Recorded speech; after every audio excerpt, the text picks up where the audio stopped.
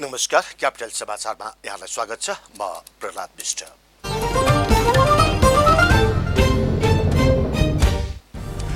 प्रदेश एकका मुख्यमन्त्री राई विरुद्ध प्रदेश सभामा दर्ता भएको अविश्वासको प्रस्ताव सदनमा पेश।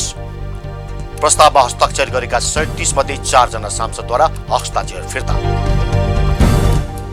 सरकारले स्पष्ट निर्णय नगर्दा देशभरका वन पैदावार समुदायमा समस्या। यथाशीघ्र काठ सदुपयोगको वातावरण नबनाए आन्दोलन थाल्ने सामुदायिक वन उपभोक्ता महासंघको चेतावनी। फोहोर व्यवस्थापनका लागि काठमाडौँ महानगरपालिकाले राख्यो स्मार्ट डस्टबिन प्रभावहीन बन्दै। संकलित फोहोर व्यवस्थापनमा महानगरको व्यवस्था र जनचेतना अभाव मुख्य कारण। सैनिकको विरुद्ध म्यानमारमा पछिल्लो 2 हप्तादेखि निरन्तर प्रदर्शन।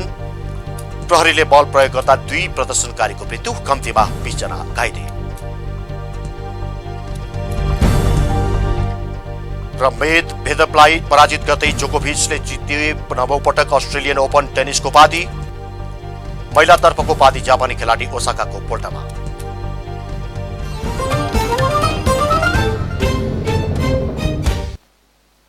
क्यापिटल समाचार अब विस्तारमा। प्रदेश एकका मुख्यमन्त्री शेरधन राई विरुद्ध प्रदेश सभामा दर्ता भएको अविश्वासको प्रस्ताव सदनमा पेश भएको छ। आइतबार बसेको प्रदेश सभा बैठकमा मुख्यमन्त्री राई विरुद्धको अविश्वास प्रस्तावका प्रस्तावक इन्द्र बहादुर आङ्बोले प्रस्ताव टेबल गर्नुभएको हो। अविश्वासको प्रस्तावको समर्थक लक्ष्मण तिवारी रहनु भएको छ। मुख्यमन्त्री राई विरुद्ध नेपाल कम्युनिस्ट पार्टी नेकपा प्रचण्ड माधव समूहले 12 पुसमा अविश्वासको प्रस्ताव दर्ता गरेको थियो। नेपालको संविधानको धारा 188(4) तथा प्रदेशसभा नियमावली 2074 को नियम 129(1) बमोजिम अविश्वासको प्रस्ताव पेश भएको हो। 93 सदस्यीय प्रदेश सभामा नेकपाका 67, कांग्रेसका 21, जनता समाजवादी पार्टीका 3, राष्ट्रिय प्रजातन्त्र पार्टी र संघीय लोकतान्त्रिक राष्ट्रिय मञ्चका 1-1 जना सांसद रहेका छन्। मुख्यमन्त्री राई विरुद्ध नेकपा प्रचण्ड माधव समूहले 37 जना सांसदहरूले हस्ताक्षर गरी अविश्वासको प्रस्ताव दर्ता गराएका थिए। तीमध्ये 4 जना संसदले हस्ताक्षर फिर्ता लिएका छन्। प्रदेश सभामा बहुमतका लागि 47 जना सदस्य आवश्यक हुन्छ। अविश्वास प्रस्ताव पेश भए लगत्तै सभामुख प्रदीप कुमार भण्डारीले अर्को बैठक फागुन 20 गते दिउँसो 1 बजे बस्ने गरी आजको बैठक स्थगित गर्नुभएको छ। उद्योग वाणिज्य तथा आपूर्ति मन्त्री लेखराज भट्टले सुदूरपश्चिम प्रदेशबाट औद्योगिक विकासको युग सुरु भएको बताउनु भएको छ। आइतबार प्रेस संगठन नेपालले अत्तरियामा आयोजना गरेको पत्रकार सम्मेलनमा बोल्दै मन्त्री भट्टले सुदूरपश्चिम प्रदेशबाट औद्योगिक विकासको युग सुरु भएको बताउनु भएको हो। सुदूरपश्चिम प्रदेशमा धमाधम औद्योगिक क्षेत्र सञ्चालनमा आउने उहाँले बताउनुभयो। प्रधानमन्त्री केपी शर्मा ओली सोमबार कञ्चनपुरको दैजी छेला औद्योगिक क्षेत्रको शिलान्यास गर्न आउने जानकारी दिँदै उद्योग मन्त्री भट्टले सुखी नेपाली समृद्ध नेपालको नारालाई कार्यान्वयन गर्न देशभर औद्योगिक क्षेत्रहरूको शिलान्यास गर्ने कार्यक्रम रहेको बताउनुभयो। आर्थिक समृद्धि र सुखी नेपालीको जुन नारालाई अथवा दर्शनलाई यो कार्यान्वयनमा लैजान हामीले देशलाई औद्योगिकरणतिर नलगिकन देश आर्थिक समृद्धितिर जान सक्दैन। त्यो भएर पनि अहिले हामीले यो सधैँ पूर्वबाट हुन्थ्यो भने अहिले हामीले दैवी छेला औद्योगिक क्षेत्रलाई त्यहाँबाट शिलान्यास पश्चिमबाट गर्दै भनेर भोलिको तयारी गरेका छौँ। कैलालीको हरैयामा 350 बिघा क्षेत्रफलमा सेज निर्माण, डुडेझारीमा औद्योगिक क्षेत्र, कञ्चनपुरमा सुक्खा बन्दरगाहको अध्ययन प्रतिवेदनको काम अगाडि बढिरहेको जानकारी दिँदै मन्त्री भट्टले खानीहरूको पहिचान गरेर उत्खनन अन्वेषण गर्ने कार्य सुरु गरेको पनि बताउनुभयो। झापाको चाहिँ चिनिया कम्पनीसँग यो मुभी भइसकेको छ, त्यसलाई लगानी बोर्डले अघि बढाउँदैछ।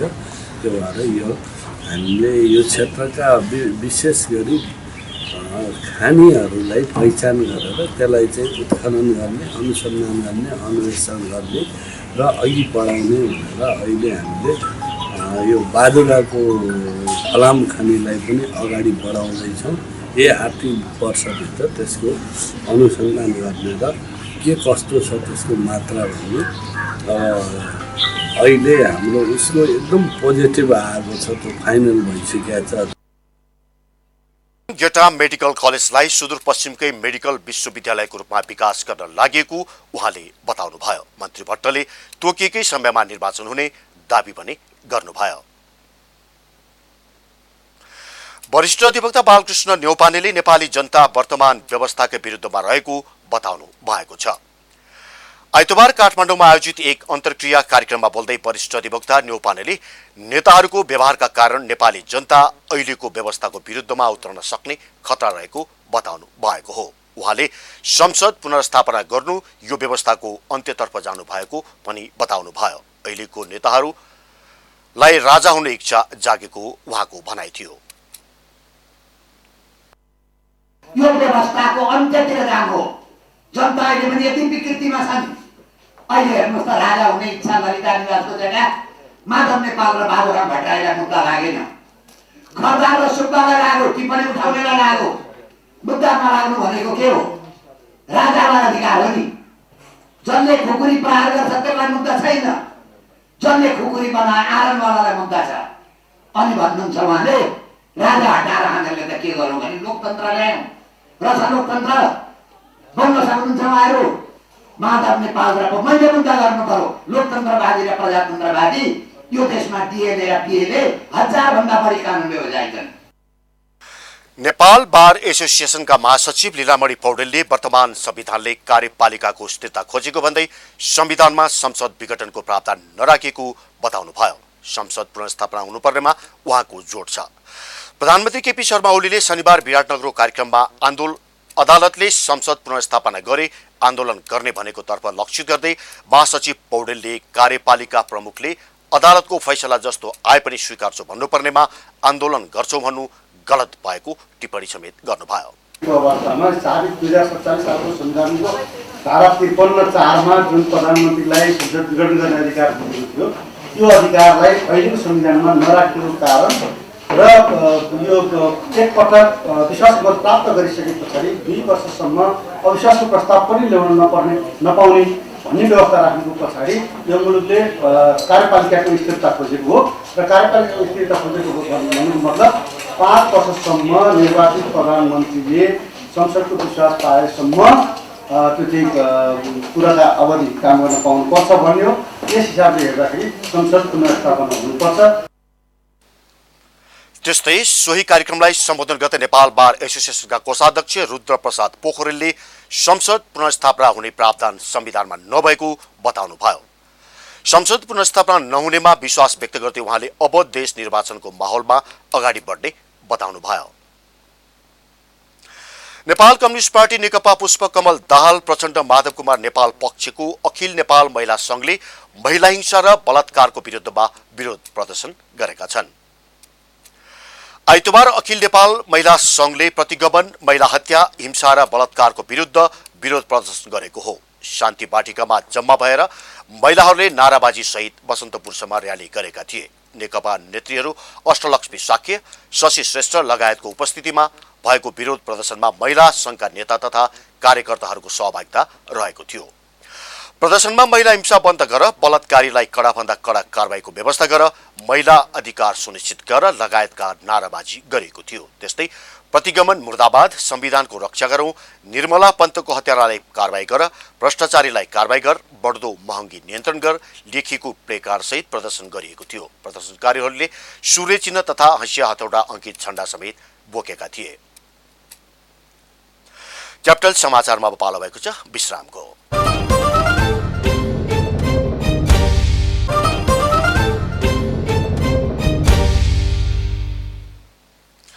विश्रामपछि क्यापिटल समाचारमा पुनः स्वागत छ। अब बाँकी समाचार। संघीय सरकारको मन्त्री परिषद बैठकले स्पष्ट निर्णय नगर्दा देशभरका वन पैदावार सदुपयोगमा समस्या भएको छ। वैज्ञानिक वन व्यवस्थापन कार्यक्रममा अनियमितता भएको आशंकामा नेपाल सरकार मन्त्री परिषदको 2077 साल जेठ 15 गतेको बैठकले काठ कटान, ओसार पसार र बिक्री वितरणमा प्रतिबन्ध लगाएको थियो। गत माघ 11 गतेको मन्त्री परिषद बैठकले वैज्ञानिक वन व्यवस्थापन कार्यविधि 2071 खारेज गरे पनि सामुदायिक वन समूहको वन पैदावार सदुपयोगबारे स्पष्ट निर्णय नगर्दा वन व्यवस्थापन र कटान भएका काठको सदुपयोगमा समस्या परेको छ। अहिले सामुदायिक वनलाई एउटा स्वायत्त संस्थाको रूपमा अधिकार चाहिँ प्रत्यायोजन गर्ने, अनि अधिकार प्रत्यार्जन गरिसके पछाडि कटान छटान त्यसका बिक्री वितरण अनि त्यो सङ्कलन समेतमा रोक लागि अवस्था अहिलेसम्म यो सरकारले चिर्ने गरी एउटा निर्णय गर्न सकेको छैन। सम्बन्धित डिभिजन वन कार्यालयहरू सब डिभिजनहरूलाई त्यस्तो निर्देशन गर्न सकिएको छैन। अनि भन्छौँ अहिले भूकम्पले छेदविच्छेद भएको उसमा पुनर्निर्माण गर्नुपर्छ।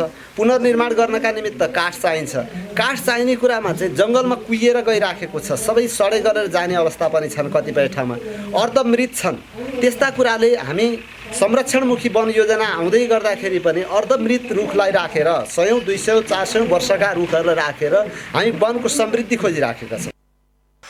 वैज्ञानिक वन कार्यक्रम बाहेकका वन क्षेत्रमा सालका काठ दाउराको कटान, मुछान, बिक्री वितरण र ओसार पसारमा लगाइएको रोकआउट प्रक्रिया पुर्याएर खुलाउने निर्णय भएको थियो।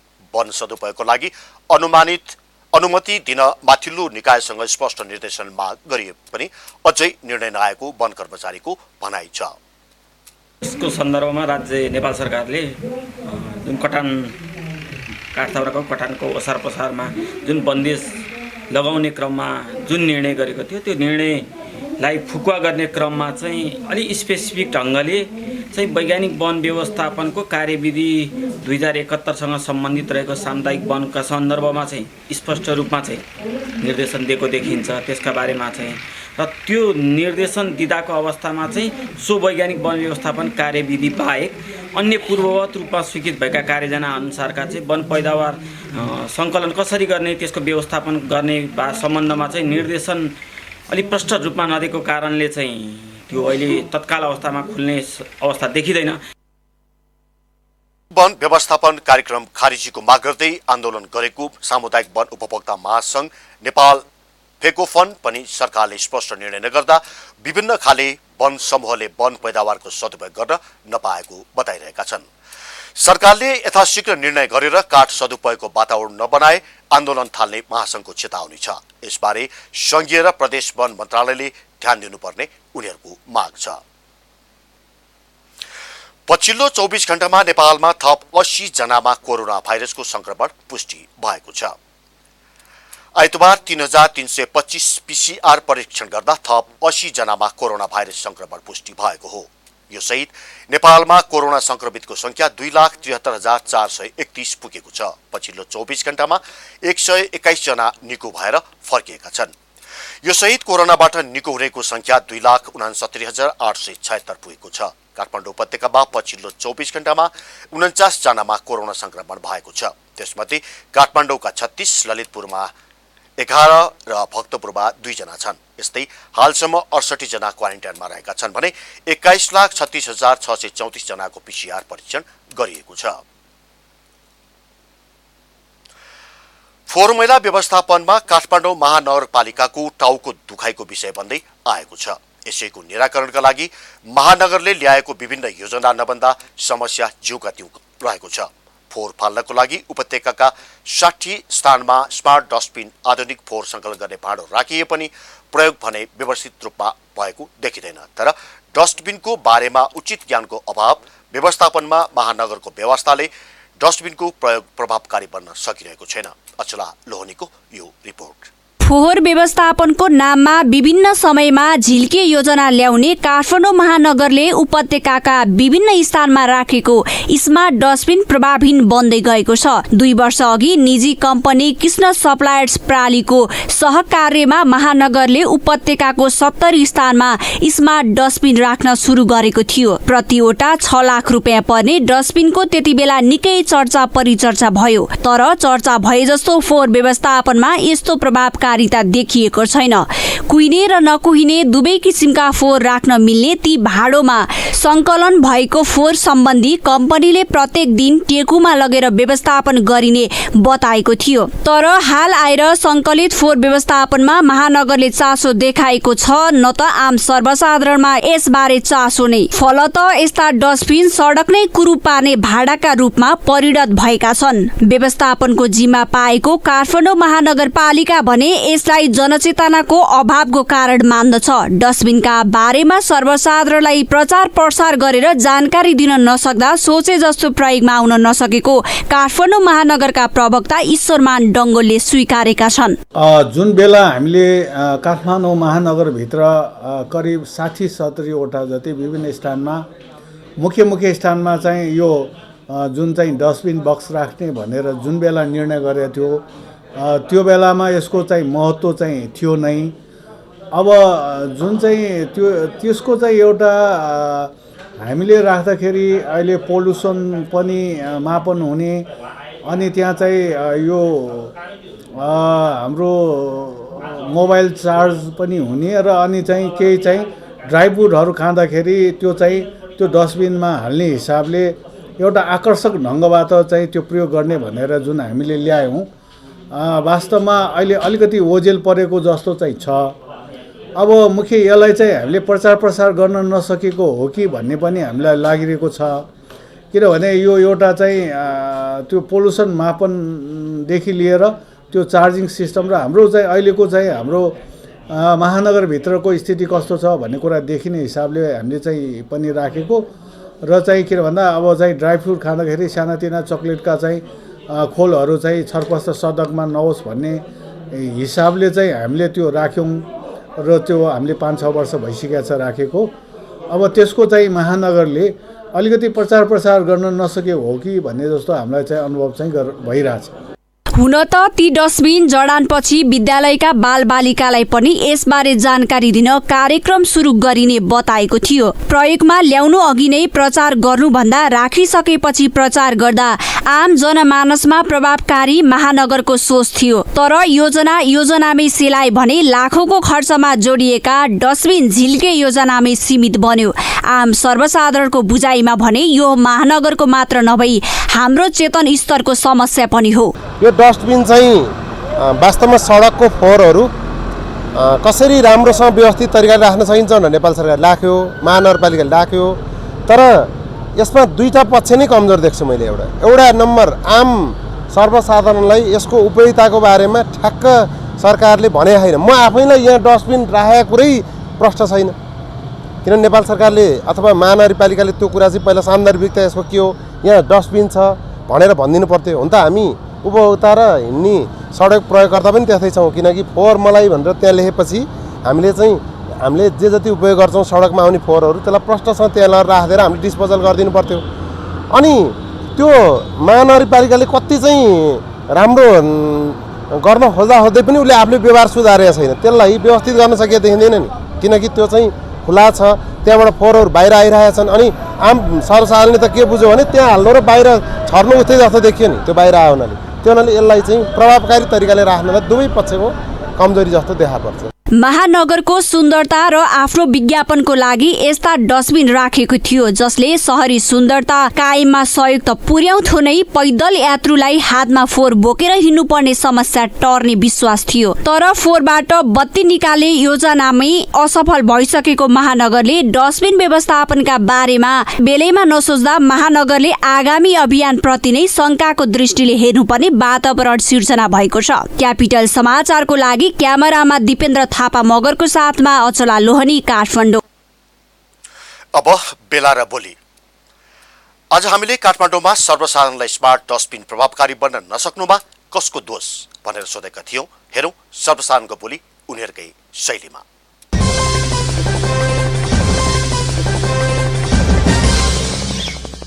सरकारको कमजोरी छ, जनता नि कमजोरी छ। अलिकति सरकारले जनतालाई चाहिँ प्रशिक्षण दिएर यस्तो हुनुपर्छ भन्नु पर्थ्यो, त्यो छैन। त्यो नभए हुनाले अहिले जे उहाँले भन्नुभयो त्यही नै हो। हरेक पहिलामा डस्टबिन पनि त सम्भव छैन, तर त्यस्तो गर्दा अब बजेटको पनि कुरा आउँछ। अब डस्टबिनहरू चाहिँ धेरै हुनु पर्यो, यस्तो पनि ठाउँमा हुँदा राम्रो। तर मानिसहरूले चाहिँ होइन आफूले खाएको खामा त्यो सबै ऱ्यापरहरू सबै ब्यागमा राखेर लाँदा घरमै डिस्पोज गर्न सकिन्छ। भन्नुपर्दा यो सिस्टम त राम्रै हो हुन त, तर महानगरले चाहिँ के गर्नु पर्यो भन्दाखेरि सिस्टम एक्सेप्ट गरेपछि त्यसलाई कन्टिन्यू दिनु पऱ्यो कि यो राखेर मात्र देखाएर चाहिँ केही हुनेवाला छैन।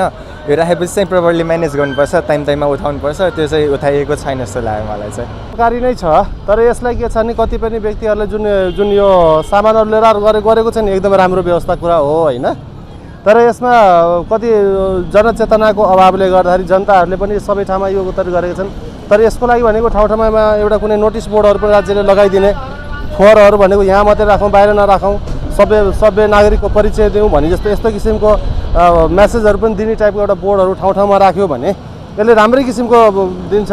र म अझै के भन्छु भने जुन यो अहिले जस्तो किसिमको बोर्डहरू राखिएको छ यो बोर्डभन्दा पनि अझै अलिकति व्यवस्थित तरिकाले हुनु पऱ्यो, अझै ठुलो तरिकाले बनाएर दियो भने अझै प्रभावकारी हुनुपर्छ।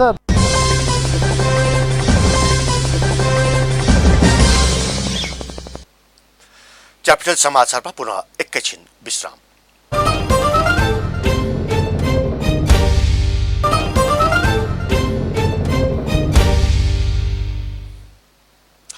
विश्रामपछि क्यापिटल समाचारमा पुनः स्वागत छ।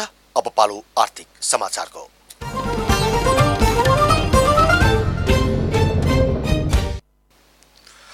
नेपाली बजारमा आइतबार साताको पहिलो दिन सुनको मूल्यमा वृद्धि भएको छ। केही दिन लगातार घटेको सुन आइतबार प्रतितोला 800 रुपियाँले बढेको हो। मूल्य बढेसँगै शुक्रबार 88,200 मा कारोबार भएको सुन आइतबार बढेर 89,000 मा कारोबार भएको छ। चाँदीको मूल्य प्रतितोला 25 रुपियाँले बढेर 1330 रुपियाँमा कायम भएको नेपाल सुन चाँदी व्यवसाय महासंघले जनाएको छ। शुक्रबार चाँदी मूल्य प्रतितोला 1305 रुपियाँमा कारोबार भएको थियो। अन्तर्राष्ट्रिय बजारमा सुन 1784 अमेरिकी डलरमा कारोबार भएको छ। यो सँगै हामी क्यापिटल समाचारको अन्त्यमा छौं। अन्त्यमा मुख्य समाचारका शीर्षकहरू फेरि एकपटक।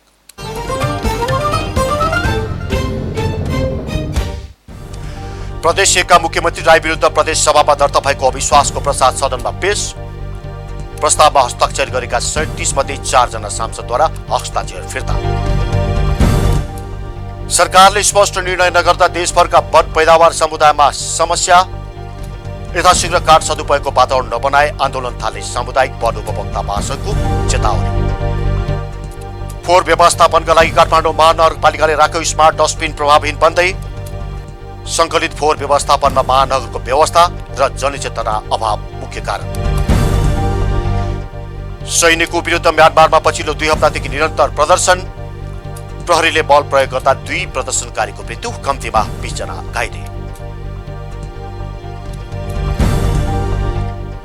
र भेदपलाई पराजित गर्दै जोकोभिचले जिते 9औं पटक अस्ट्रेलियन ओपन टेनिसको उपाधि। महिलातर्फको उपाधि जापानी खेलाडी ओसाकाको पोल्टामा।